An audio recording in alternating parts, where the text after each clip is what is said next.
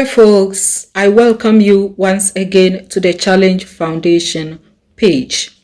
We use social media platform to highlight some of the challenges of persons with disabilities and sensitize communities on issues with disabilities. Now, most of the time when I post videos here, people call me behind the scenes to ask whether I have evidence of whatever I post or say.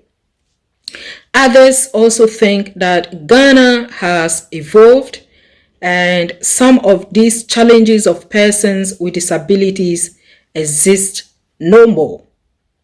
Now, I came across this documentary that has been shot by the multimedia group of companies, specifically Joy News, on how some communities in the northern region of Ghana treat children that are born with disabilities. Now, this video I'm about to show is by courtesy of Joy News. Watch this. I am on a motorbike heading to Kabonbule, a community about 3.5 hours drive from Tamale. Persons who work in the child protection space have alerted me to an age-old belief where physically challenged babies are seen as evil spirits. Here, I meet residents who tell me some children who are victims of the practice leave the hospital very healthy but die later under very mysterious circumstances. The Northern Region Police has no record of these alleged killings, but residents say it is usually done on the blind side of law enforcement officers and people who will possibly raise an alarm. I'm now at the residence of the 3-month-old baby born without arms in Kabonbule. She cries as her mother tries to lull her to sleep. Father of the baby, Ananias Kweku Viagbedo, says he's under pressure to do away with his baby because she's physically challenged. My friends and loved ones do not want to get closer to me now. I have also decided not to allow outsiders get access to the baby, so they will not attribute any misfortune in the community to my child.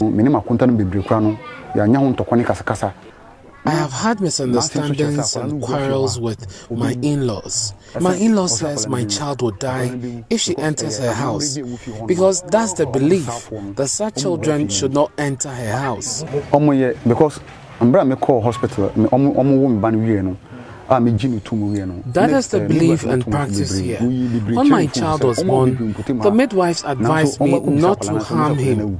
They told me children are delivered at the hospital, but anytime they check up on them later, they are told they are dead. They killed them, many of them.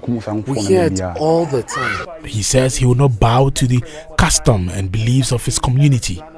Mother of the baby, Mary Nyong, says there's pressure on her to get rid of baby Mauko.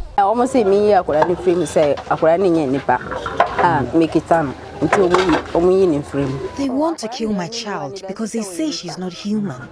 I know she's human and she'll be great in future. I've now met Solomon Atta. He's secretary to the chief of Kabonbule. He says it is the belief of the community that physically challenged children are evil spirits. He cites an instance where a physically challenged 1-week-old baby was killed. Children who are born disabled, at times we do away with them because we say they're not fit into the society. Even in school self, I don't think we allow them to go to school. We believe that they have evil spirits, or maybe it is sort of witchcraft. The witches are hunting them, or maybe the person is born a witch. So such a person, we don't want him in the society. I think some years, one happened. A small child was born about a week. The child started eating. So the parents have to do away with the child. Wait, because the child started eating food. 1 week. 1 week. It's not good? It's not good. It's not good. Why? It is not practice, but it is inhuman. A child When we then the child started eating there, I don't think it is normal. Fufu, they left over. The mother saw the child eating. They have to do away with the child.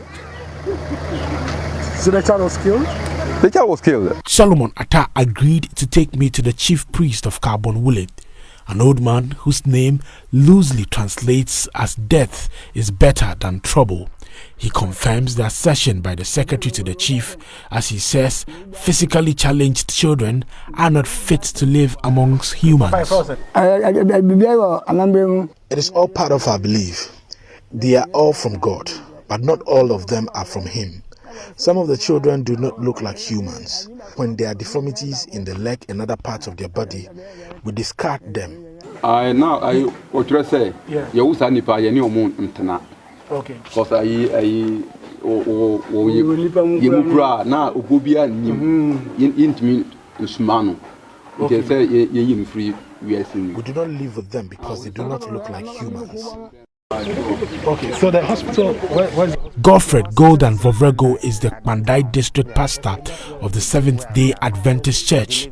He's one of the people pushing for change in the community. Honestly speaking, it has been a big problem in the community. The most painful thing is the innocent child and the family, the parents, the way they have been stigmatized in the community. In fact, my brother has gone through a serious, let me say, stigmatization. As pressure to get rid of 3-month-old Mauko grows, her mother and father say they are optimistic she'll become a shining light for her community, and a story will change the age-long belief. They admit they cannot do it alone and will need the assistance of their community and Ghana as a whole.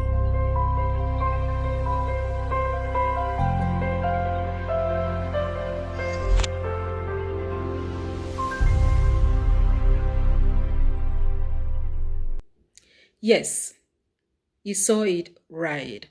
This video you just watched is by courtesy of Joy News, and I would like to take the opportunity to congratulate Joy News for bringing this cruel and uncivilized act to book. Please don't forget to share the video. Thank you for watching. Bye-bye.